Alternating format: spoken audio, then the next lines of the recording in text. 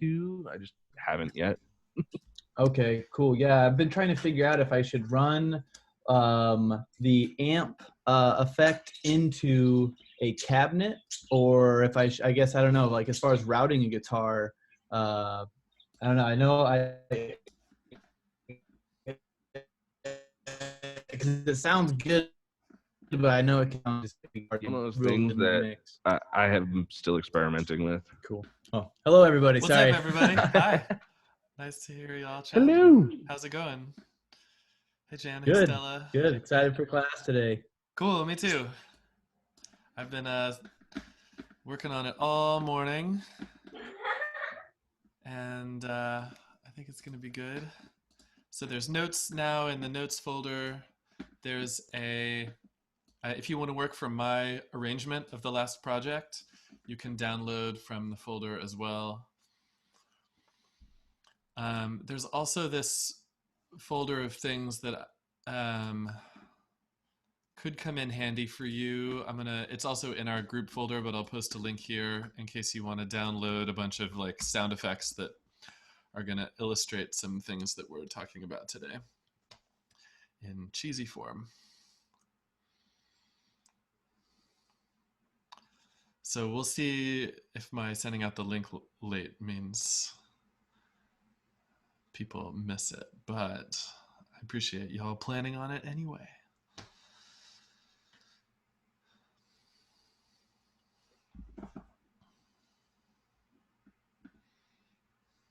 Is that Jess Marler?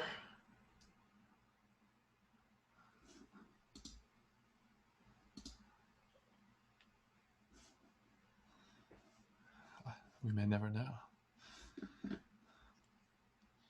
Yeah, work from your last homework. If you've got I'm going to work from that same project. You could start with any project that you have going on that you want to work on instead will also work. But I'll be working from the last project.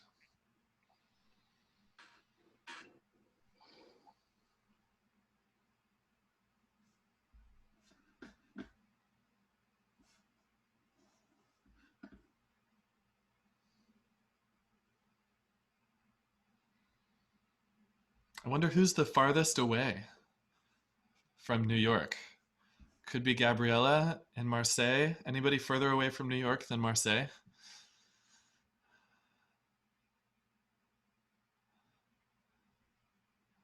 I am from Poland. Ah, hey Petra. In Yeah. Poland, all right. Yep.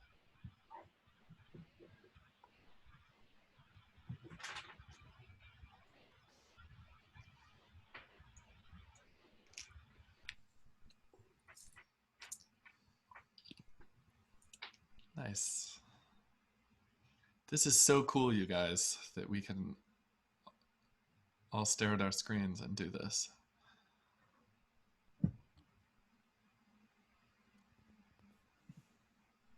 Okay, I'm gonna wait one more minute.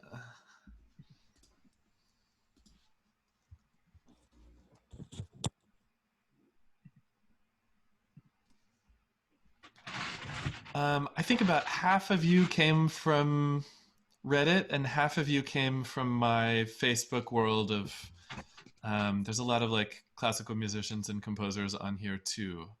So Reddit's the only place I posted this other than my Facebook. I don't really know where else to do it. Maybe y'all would have some suggestions for the next round when I want to find some more people.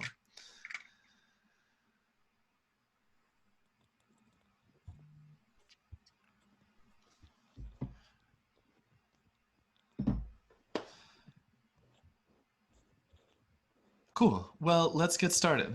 So today, we're going to just talk about building tension in general. So let me pull my notes up real fast. And I'll share my screen. If anybody has, you may see when you open the project that I put the link to in the email. If you want to work from there, I also made a version of it with fewer tracks, which I think should give fewer problems to those of you working in intro. So if you're working in intro, go ahead and open up that one marked so.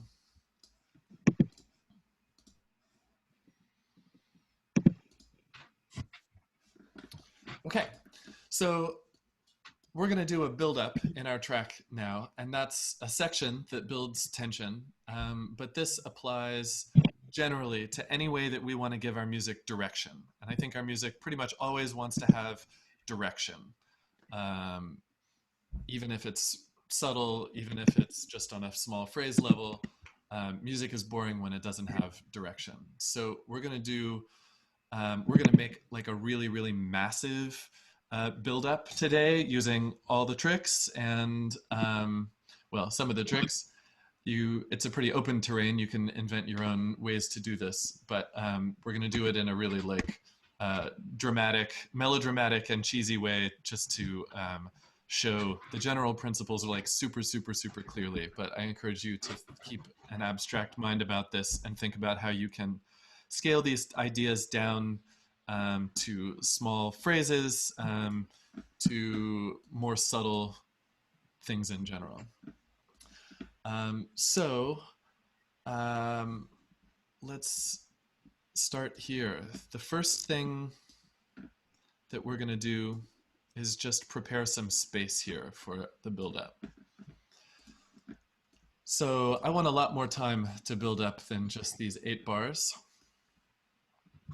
So I'm going to select those 8 bars and use Command-Shift-D, which duplicates time. So it's going to take these 8 bars and repeat them and slide everything else down. So I want 4 of these total. So I'm going to go boom, boom, boom.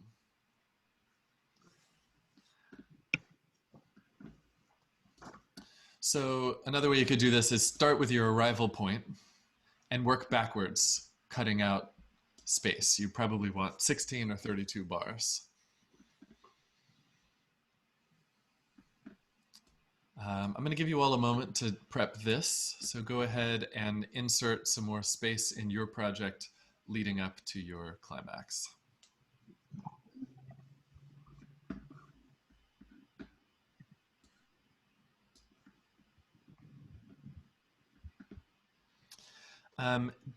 David, I'm just looking at questions now. Remind me if you have, oh no, I'll just type in here.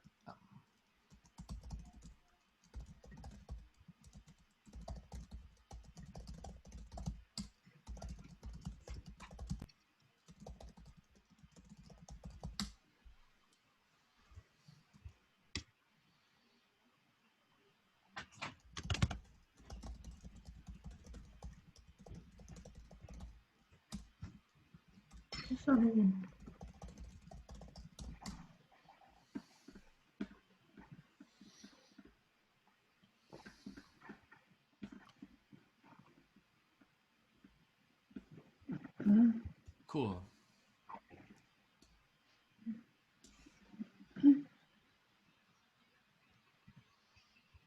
So there are 2 levels that we're going to be talking about here today. There's the level of content, which is your sounds, your notes, your rhythms, your melodies, your chords. And then we're also going to talk about sound design, which is like reverb, filters, things like that. So there's like a core stuff that we want to do just with the content before we do sound design. It's always really good to structure your content first and try to get the content to do most of the building for you. There's lots of things that you can do with sound design to escalate tension, but if you do that without having your actual music also build tension, it's going to sound empty and cheesy. So first, we're going to organize our music into a build. So what we want to do is just accumulate density. We want to cut away at the beginning of the break and then slowly introduce layers one at a time at regular intervals. So I'm going to listen and do that quickly and then give you a minute to do an approximation of the same. So I think I want to cut everything out probably except this wash.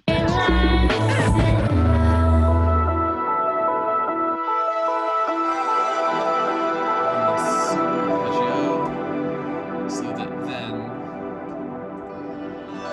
the arpeggio can come back in here. This is melodic, this vibes layer, so I think I'm going to save it for the drop, so it's like the melody coming back. This is nice.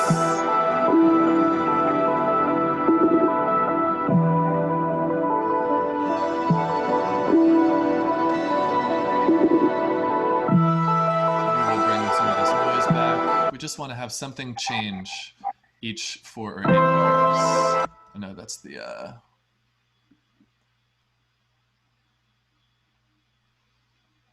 oh, this is the one. Anyway, I've cut out some layers here. I think the intro and the build-up starter are actually the same file now.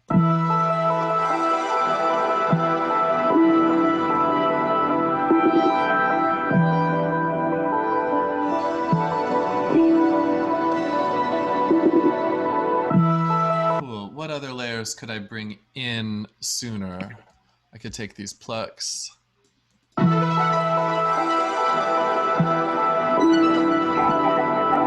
Maybe just one of them. So we have something new happening here.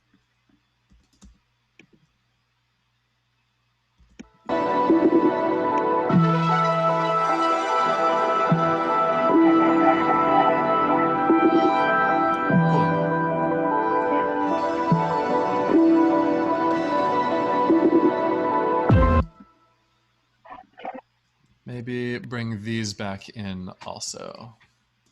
Yeah.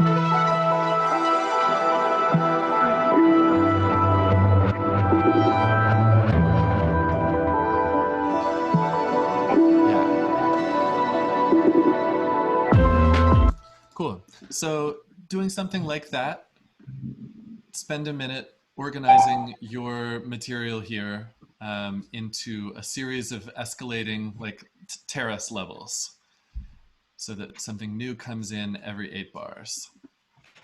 And we'll circle back in a couple of minutes.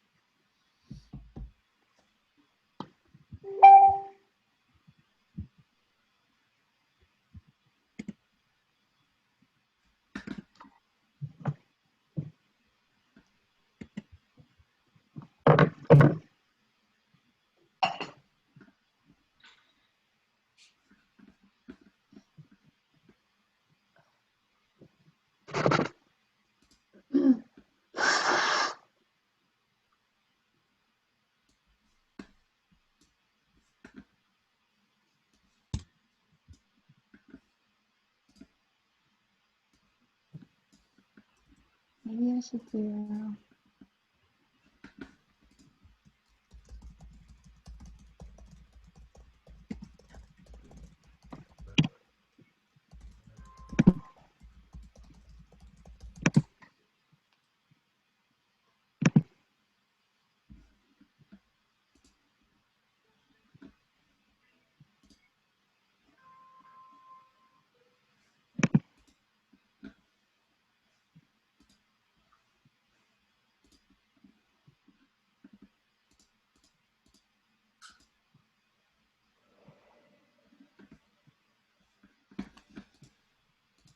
Cool, come on back.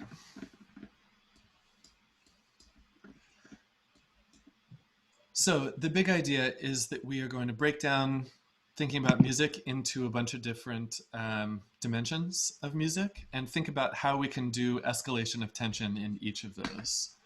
So we're going to talk about rhythm, we're going to talk about pitch, space, color, and volume. And I'll show you some tricks that you can use to build up energy in each of these domains. So let's talk about rhythm first. In order to build tension, you want to build up, you want to accelerate the surface rhythm. So you don't want to accelerate the actual tempo, but you want to accelerate the content of the rhythm. And each time that you subdivide the beat, you shift up a gear in energy. So yeah, I think about this like driving a car, shifting a gear on a bike. Every time you move from I'm living in a world of whole notes to I'm living in a world of half notes to I'm living in a world of quarter notes. Every time you do that, you're going to escalate energy. And so let's do a really common example of that idea distilled to its simplest essence. So I'm going to make a new drum track here. I'm going to do it by creating a new MIDI track, Command-Shift-T.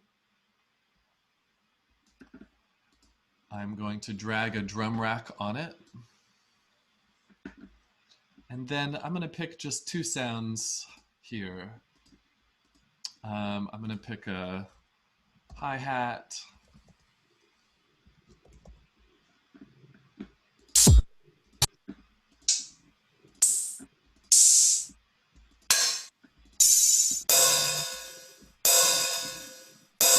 Just something closed and short. Yeah, okay. So there's my hi-hat. I'm also going to get a clap. Something tight.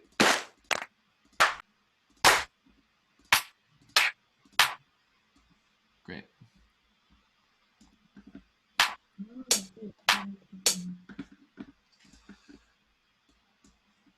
So I'm going to try this idea of starting to subdivide time in order to build energy. So I'm going to start by just bringing in half notes here. So I'm going to select these bars, insert MIDI clip to get a blank canvas, and then put in notes at every bar and half bar. Command D to duplicate. Like that. Let me start, I'm going to start slower. Let's start with whole bars.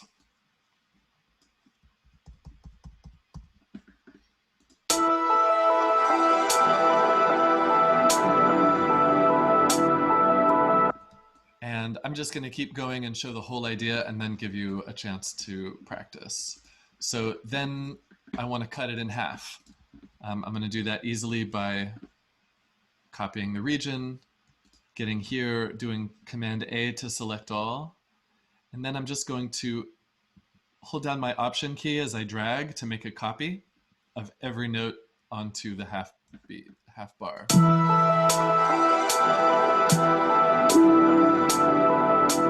And then you've heard this a million times. We're going to do the same thing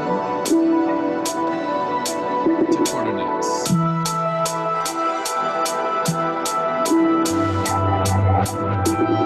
And then the same thing to eighth notes.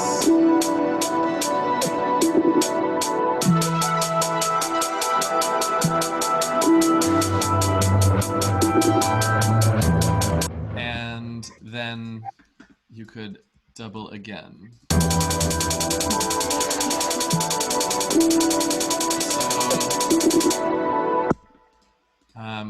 I already don't love this pacing. Getting the pacing right is something you just kind of follow your ear on.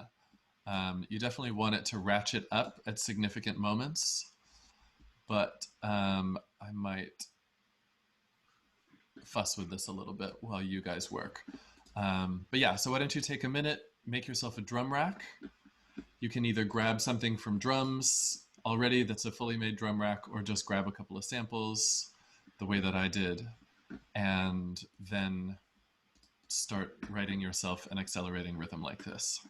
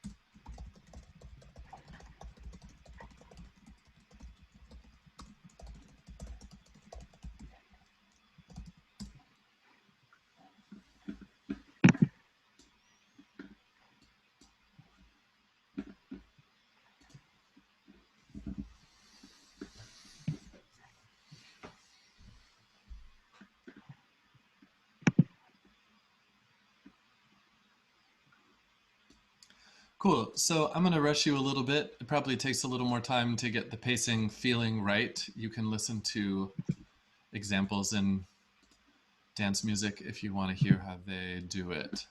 There's something I didn't tell you, though, that I want to tell you now, which is we're going to do a common thing. I mentioned this last time. It's really common to do a building preparation like this, followed by a lift preparation.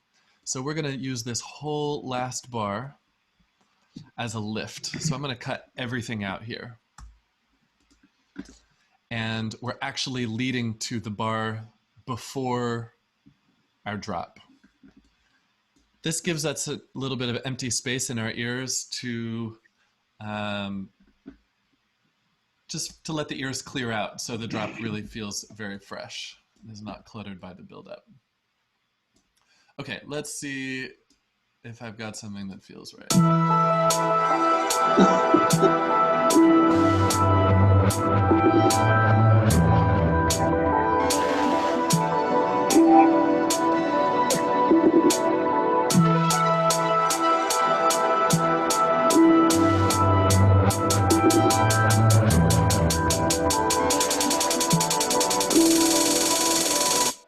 There it is. Okay, so it's changing after 4 bars here.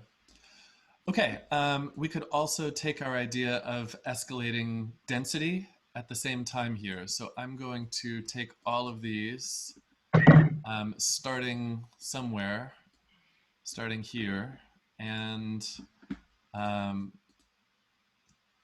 going to join them together, Command J, so I can work on the whole thing down here. And then I'm just going to add the claps. So I'm going to Option drag here so that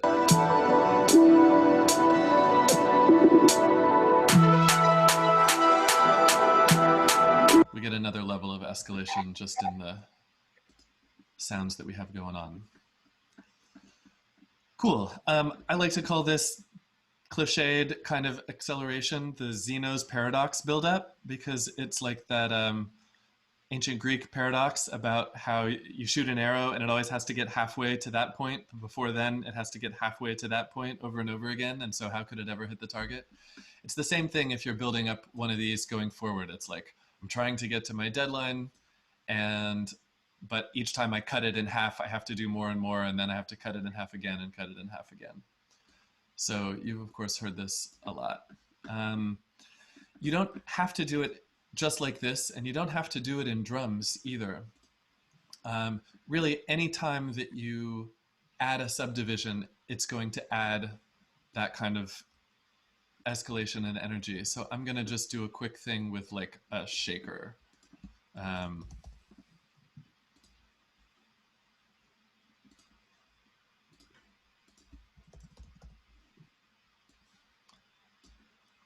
So as long as something is articulating a faster level.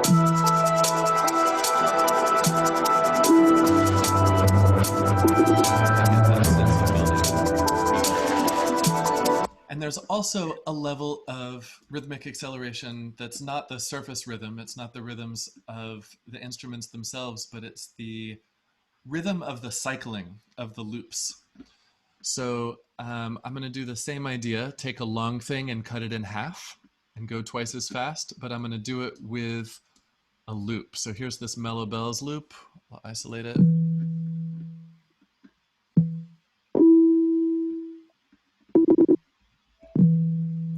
Okay, so I'm going to take this second half of it and just repeat the second half of it. So it's a 4-bar phrase becoming a 2-bar phrase, and then we'll make it a 1-bar phrase. So we can listen now through there. Well, let's jump ahead.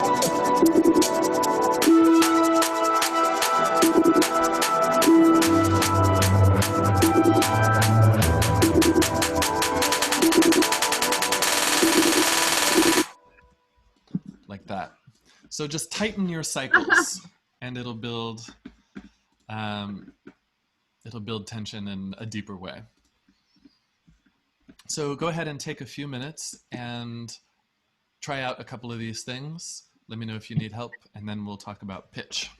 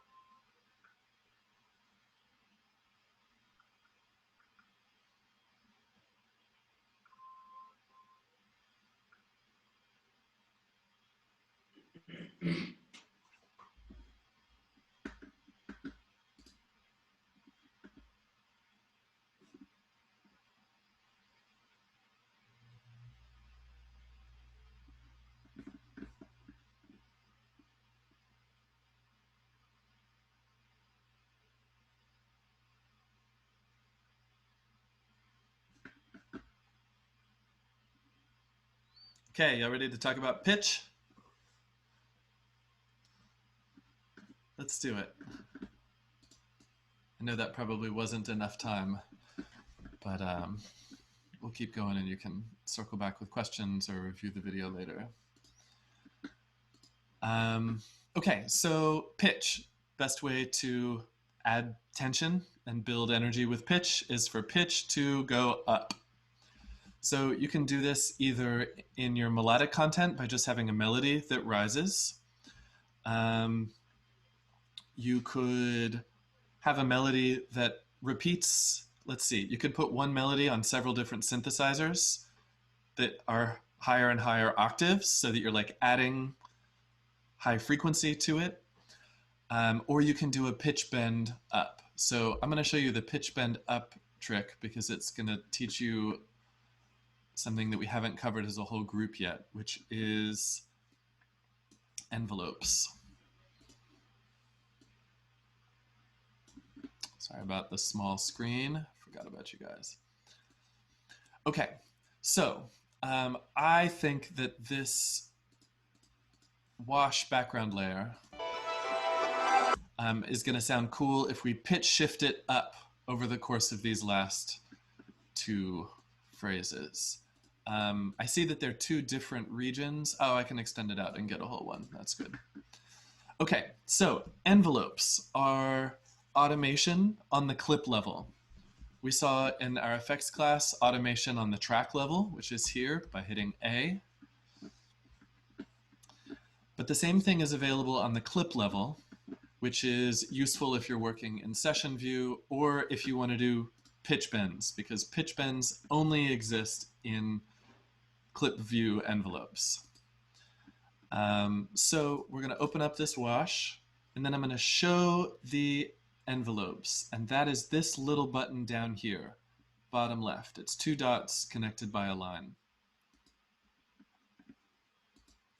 An envelope is basically a shape over time in some parameter.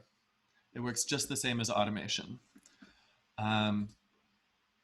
We've got the same two menu system that we saw here, where you get the name of the device in the first menu that you choose, and then all of the parameters on that device. Same thing happens here. So I can see things on the clip. The clip is this stuff over here, and then I can control different parameters from it. So like the transpose knob, if I hit the transpose knob, it chooses clip transpose. If I hit the volume slider, I get clip volume. So transpose. I click here. I need to have the envelopes panel selected. You can actually alternate back and forth by clicking the headers here. This is for like warping, and this is for editing the envelope. So I've got envelope selected, transpose clicked, clip transpose is what's being represented here. And I'm just going to make a dot at the beginning and a dot at the end of my 15 bar unit here. 15 because I'm not going to the total end because of this gap. Let's see, I'll go to the end. And then if I want to bend it, I can hold down the Option key and pull on the line and get a little more elegant curve. Now take a listen.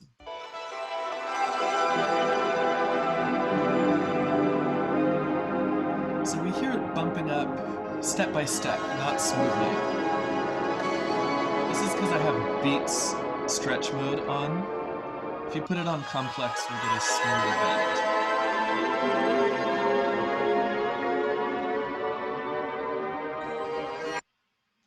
So that's cool. I'm just noticing that it's fading out here at the end when really I want it to fade in. So I'm going to shift this inside of the region. Remember, this is shift option and drag. So I'm just pulling it so the ending, I end on more of a crescendo here. Like that. And maybe I want to do more.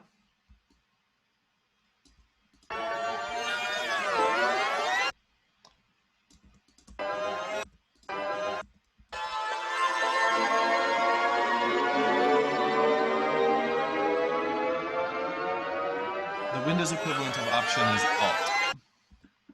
I'm almost positive.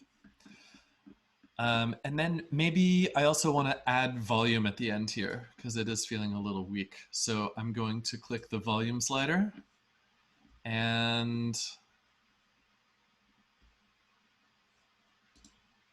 clip volume.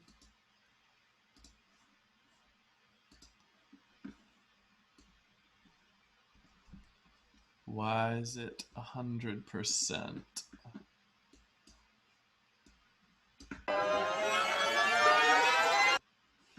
We're doing relative. Okay, I may need to table this for a second. Because we want to go. Okay, so I'll just turn it up, and then this is in percentages, so I can go. I want to start low and get high. There's relative and absolute value envelopes now in Ableton 10, and I forget how they work. I haven't used it. Okay.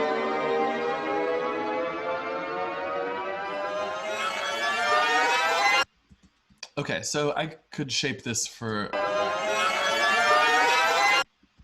a long time to get it just right, but I'm going to leave it there. Okay, so now let's listen in the whole context.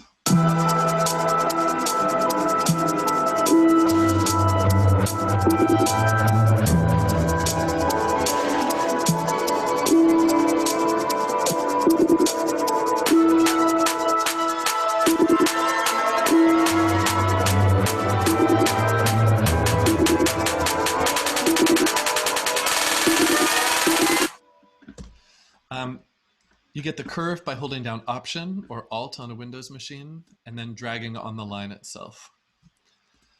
I'm going to do the same thing in these bells here. So I want to put one curve through all of them.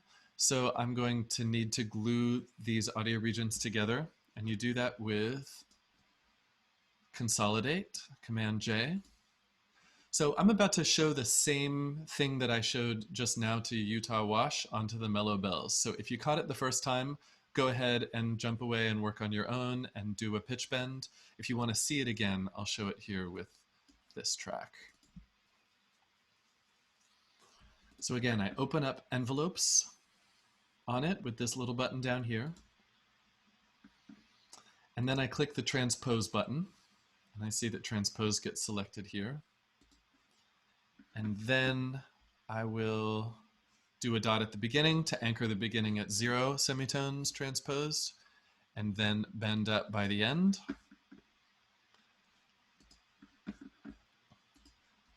Maybe Option drag if I want a little more curve.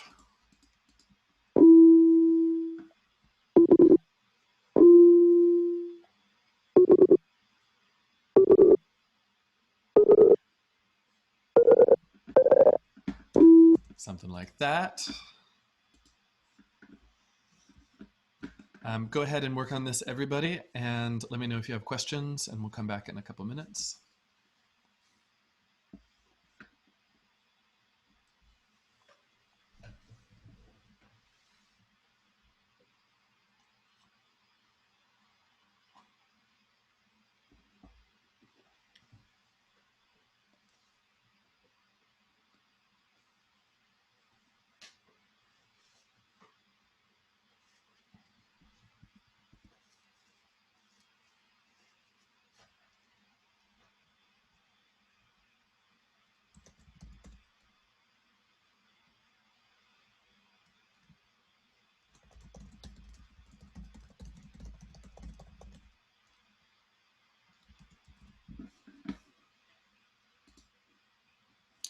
I'll show the envelope button again for anybody who wants to see. It's down here on the left, real small, 2 dots and a line, which makes sense because what you're drawing are dots connected by lines.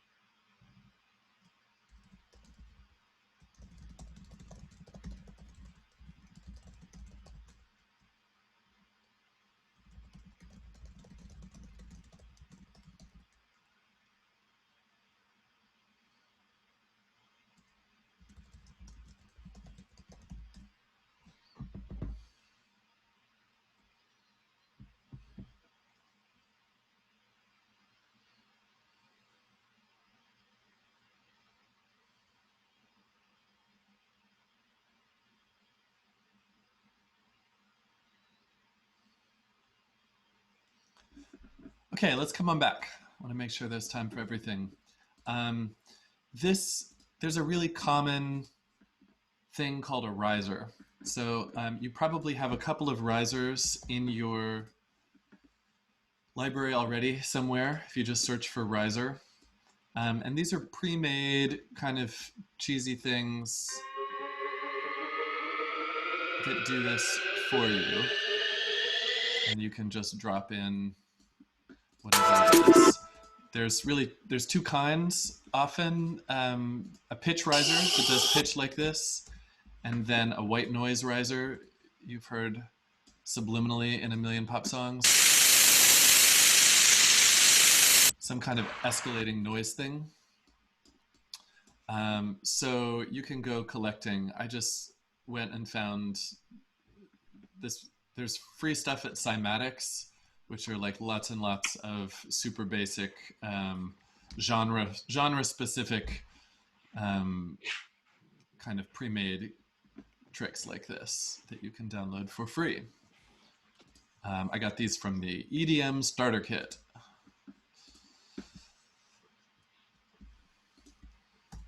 But they're super easy to make yourself, and probably better to use your own material to create the pitch bend rather than add an extra layer of unrelated stuff from somewhere else. It's fine. It's just generic. Okay, so let's talk about space. So another way to build energy is to open up the space, add more and more reverb. So if we want to add reverb to lots of different tracks, or any effect to lots of different tracks, you want to put those tracks in a group. So I think this is something I haven't shown you yet.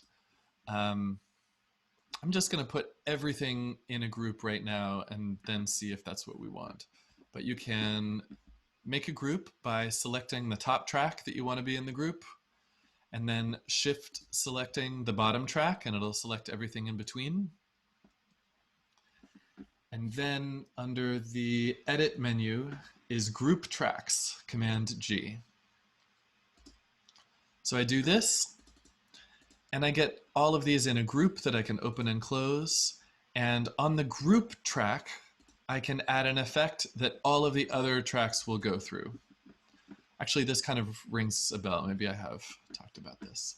But yeah, so on the group track, we can put any effects that we want to apply to all the tracks. So I'm going to get a big reverb, put it here. And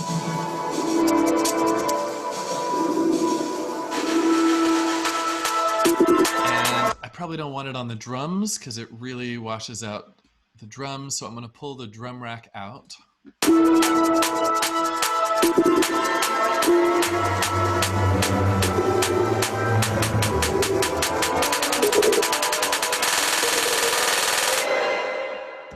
So I'm just going to crank up dry until to wet over the course of that build. So I'm going to do this here with track automation. Press A to reveal it. Again, if your A doesn't reveal automation, it's because you have the keyboard turned on up here. Turn that off. A will reveal your automation. Then click the thing you want to automate, the dry wet knob. You'll see it appear here, large haul, dry wet, large haul, dry wet. And then you can make your curve. Then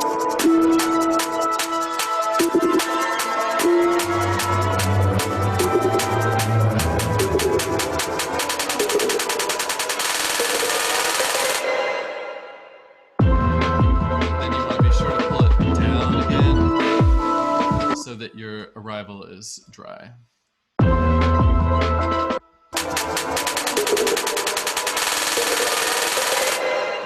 So you can move things in and out of a group just by dragging the track out of its embrace. So this group is like embracing all of these tracks. You can see with the bar on top and with this bar on the side. And you just drag it out.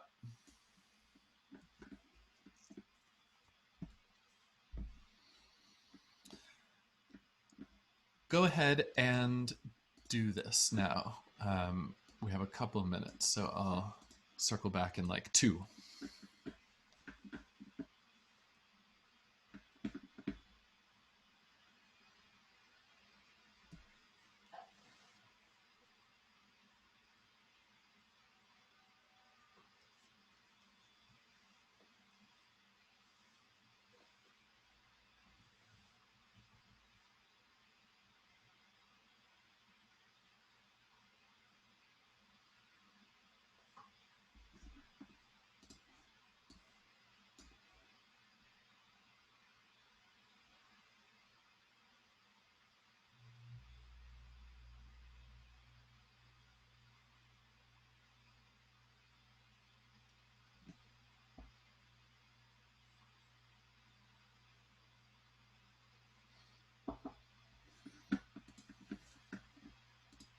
To recap getting the reverb on the group has its own lane, like it's its own track.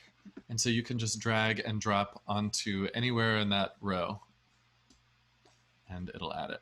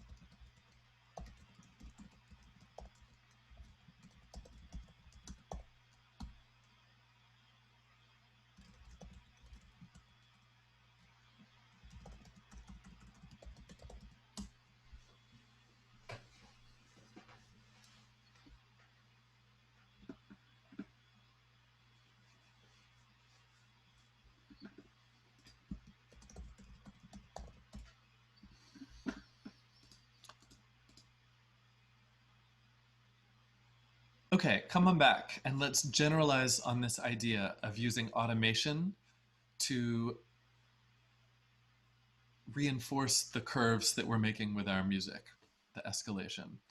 So let's talk about brightness. So things that are bright have more energy than things that are dark.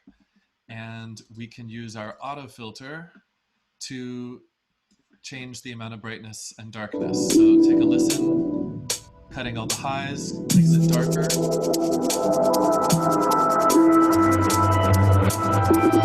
it up makes it bright. So I'm going to suggest that we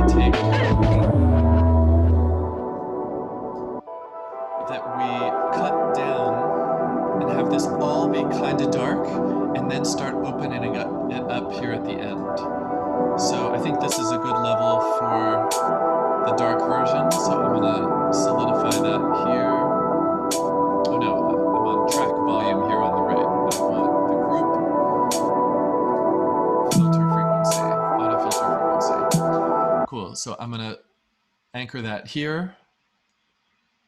I want it to be fully open before then, and then drop down, maybe gradually. We can get kind of a swoop down in the energy, and then open it up gradually to here.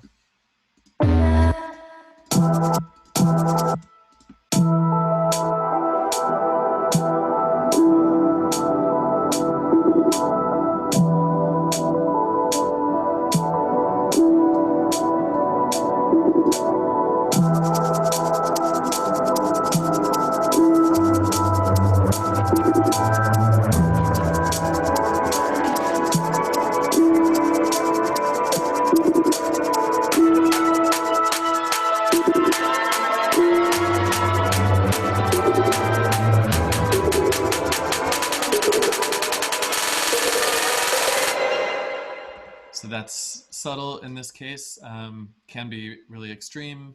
And really this idea applies to any effect that you want to do. So you could say like, I want I want to use a saturator, crank it way up so it's really going to distort, and then turn it down to balance. And then dry wet. So we've got a saturated sound at the end, a lot of distortion, and clean. And so maybe bump this so the volume goes up too.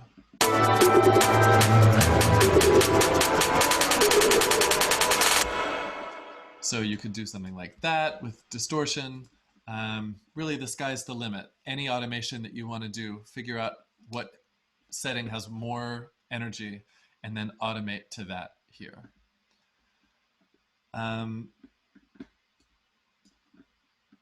This idea of the filter sweep to open up, as I said, is a really common trope in a noise sweep. Noise riser. So I'll grab one of those again. You know, a great way to make a riser, like a kind of a sweep in noise, is to reverse a cymbal. This is a trick everybody should know. I'm going to grab a crash cymbal, put it somewhere. I'm going to put it here in this break. Double click it, reverse it, have it lead up to here. Or it could lead up to here. Make it loud. Well, it starts to get lost. And I will talk about this property here at the end as one of my guiding principles for you. But maybe into the beat before. No, you gotta feel the pacing. But yeah, backwards cymbals, backwards hand claps happen a lot. You could use a little backward hand clap to lead into every 2 and 4 of your backbeat and get a nice kind of acceleration, suction into your drums. Yeah, think about reversing things in order to get builds like this as well. The last thing I want to think about is this particular space. So often, like, here's a really special window that you can paint something in that will lead us into the downbeat. I'm thinking about this little lead-in that I edited together in the bass, and I think that that might be enough. Let's see.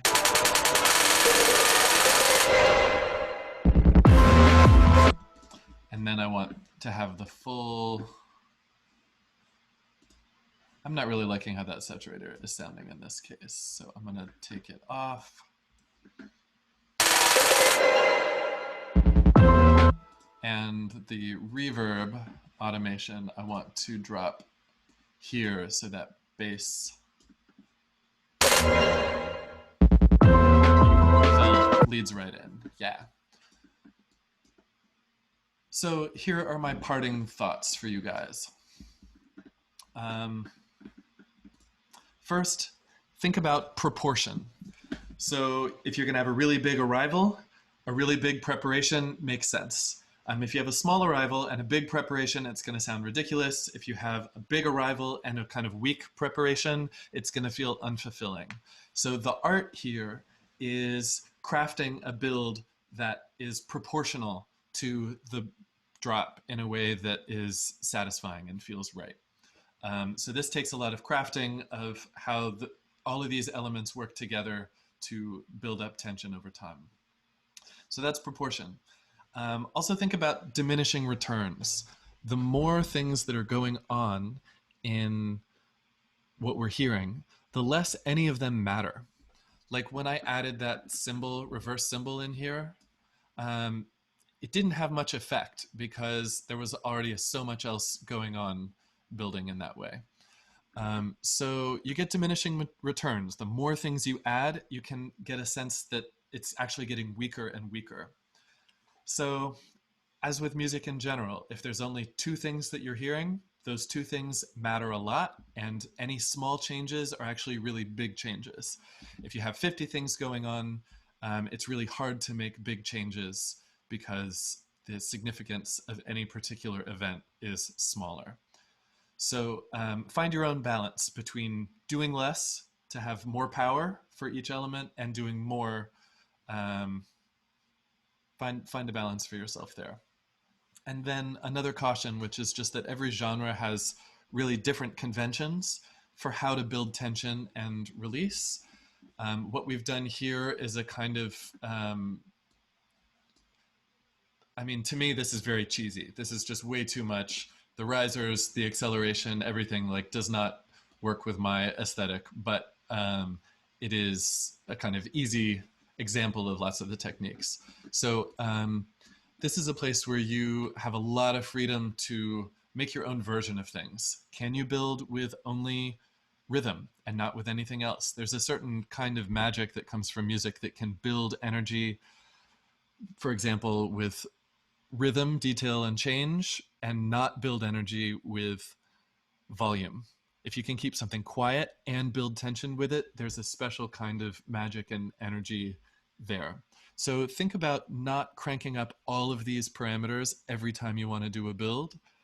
Maybe focus on one or two and say, okay, I want this one to just be sound design, or I want this one just to be color and not to be anything else, and see what you can do with different combinations of these ideas. And then also think about scale. To lead to your big climax, you want to have a big build-up over a long period of time. But you can also make shapes and give direction to your music on the bar level, on the phrase level, and all of those things are going to be much more subtle, but the same principles apply. Raise the pitch, make more space, make it brighter, make it louder, add more rhythmic density, or accumulate information, accumulate layers of material.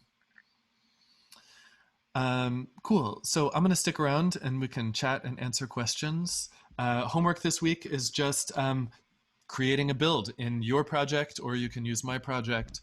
Try all these things out, try your own ideas out. You can also Google, there's lots of people making tutorials that show their technique for this or that kind of detail in the builds.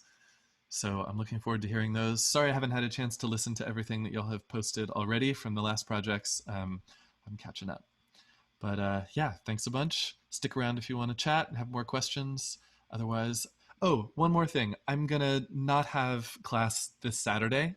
I'm going to a Zoom wedding, and I'm just going to take the day for that. So our next class will be Tuesday. I'm going to think about maybe adding another optional assignment for people who need more to do, given that there are more days between now and then. So thanks a bunch. See you Tuesday, and stick around if you want to talk. Thank you. Have fun at your wedding. Thanks.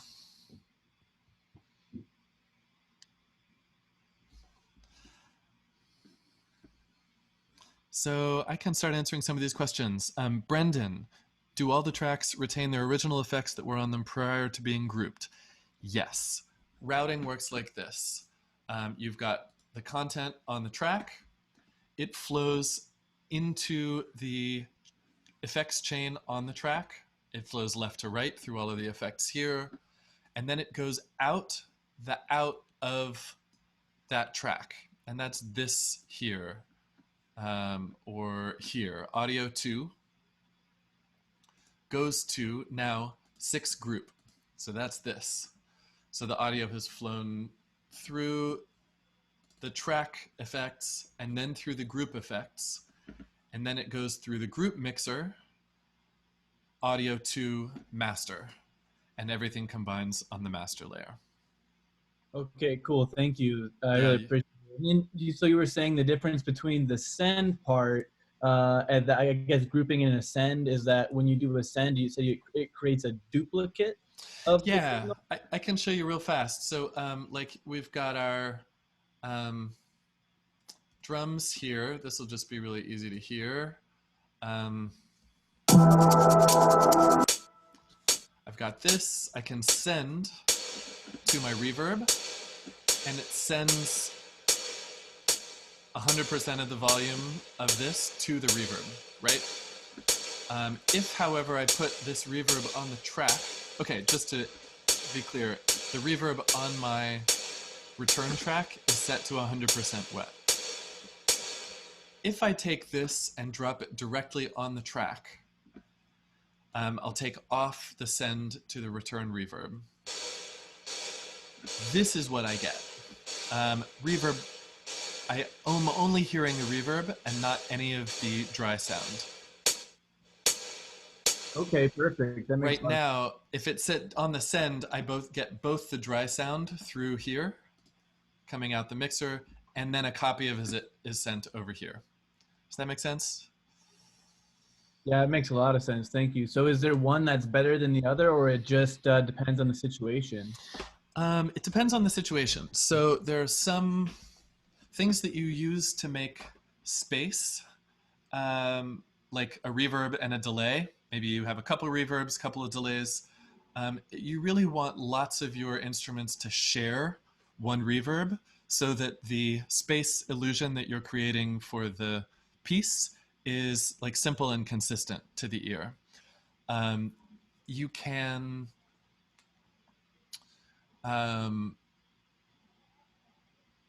so that's why it's good to use sends for reverb and delay.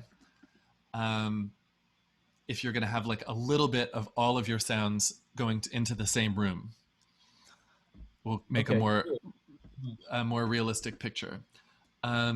If you find yourself putting the same effect on lots of different tracks, then you should think, maybe I need to make a group and group all of those tracks and put that effect on it. So say you're recording vocals and you've got like a bunch of different layers of vocals. You're going to put a compressor on that and an EQ on that. It's going to be the same settings probably for each of your vocal tracks for the compression and EQ.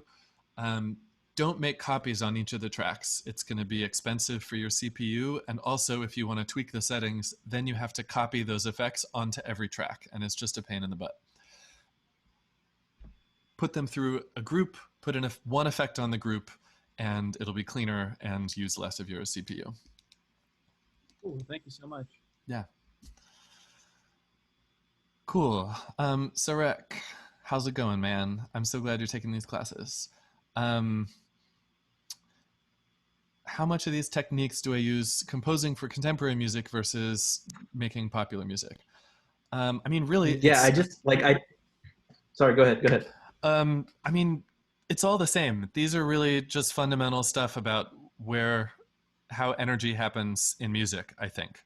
Okay. You know, I did kind of like cheesy standard pop music versions of them in this case, but you know, abstract these ideas and think about dark to light. I mean, lots of these things have correlations in orchestration if you're thinking about orchestrating for an orchestra. You, yeah, I mean, same stuff applies. Okay, just because like I might be working with like actual like people who are studying composition, and then just people who are making beats, you know, in the class.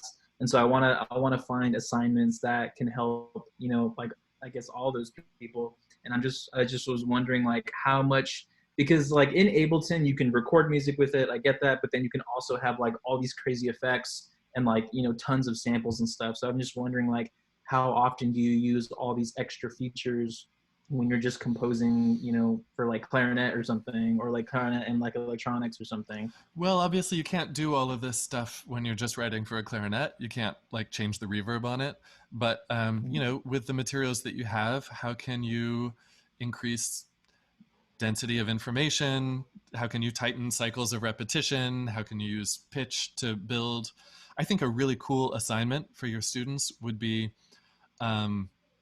like do something like this, where you make, in a pop music context, make a build, and then sit down with some really well orchestrated orchestra piece and look at the score and say what's happening in this, you know, find a good build and go through the parameters, go through density, rhythm, pitch, space, color, volume, and say how is this composer modulating each of these things? What are their choices that are contributing to the power of the build? Cool. Thank you for answering that. I sent you a little money tip this morning. I saw so it. Thank you so that. much. Very generous. Yeah, Appreciate no it. problem. Thanks for answering the question, man. Yeah, you bet. Always. Hey, appreciate you doing these. It's pretty awesome. With the pitch. If somebody's talking, I don't hear you. I'm not sure if I hear like a little bit on the mic, but not a lot. Can you hear me now? Yeah, but it's still pretty soft. Oh, crud. Hold on. What about now? Hello? Still soft. I can turn you up on my end, but other people may find you soft as well. You could just turn up the gain on your interface, or I'm turning you up now so I can hear you. Go ahead. Hey, can you hear me now? Yeah, what's up? So thanks for doing these. With the pitch rising, yeah. Do you have any issues with like off, you know, scale, not off scale, out of the key pitches, kind of taking away from the energy? Is that something that you think about? Yeah, a cool thing about a pitch riser, especially if it's kind of starts low, because low notes have a lot of effect on how harmony above them works. So if the pitch riser starts low, then you have like a new bass note that changes and bends. And like as it goes up, it makes everything dissonant against it. And dissonance is tension. So that's part of why a riser works, actually, is that it's creating pitch conflict with the material that's there. You could also, you know, you could make it discrete. You could have just like a rising bass line that rises in the scale and only uses notes that are in tune. And that will also have the same sense of, you know, that's probably more stylistically appropriate in like performed instrumental music, is to have a rising bass line in a scale than to play along glissando up a scale. So yeah, both things work. It's a genre contextual kind of situation, I think. Thanks for coming. Awesome, thank you. Yeah. Gabriella, reverb. Yeah, reverb is still a bit of a dark art for me. I can tell you a couple of things that I think about.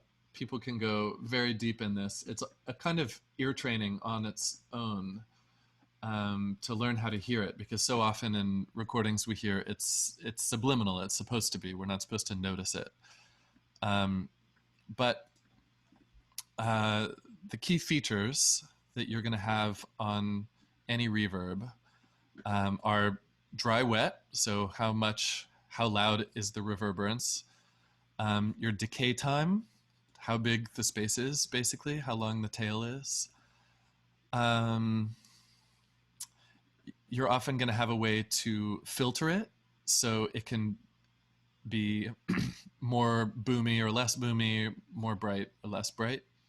And that can be really helpful in keeping the reverb from muddying up your sound. If you, you can just clear out some of the mud in the reverb, and then it won't compete with the original sound in the same way. But at the same time, it'll sound a little more artificial, because that's not how a room actually works. But I don't know. I think the best thing to do is treat it like an ear training exercise, where you take one thing and slowly change a knob and hear how it changes the effect. And then think about how that reverberance is going to fit in with your overall mix. If you have lots of things with long tails, they're going to clutter things up, muddy things up, get in each other's way. If you a really nice, close, short reverb can also be really, really nice. So don't think that reverb is always about space. It can also just be about adding a little bit of air and room to something that feels very close. So yeah, I'd say just follow your ears. If you want to do a deep dive, you can look at the help for each one of these knobs as you turn it, and listen to the sound. Thanks.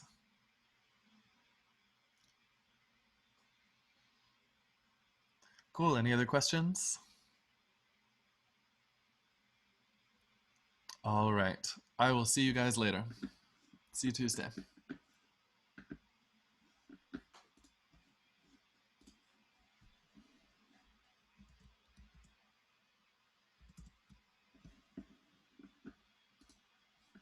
If I can find the button.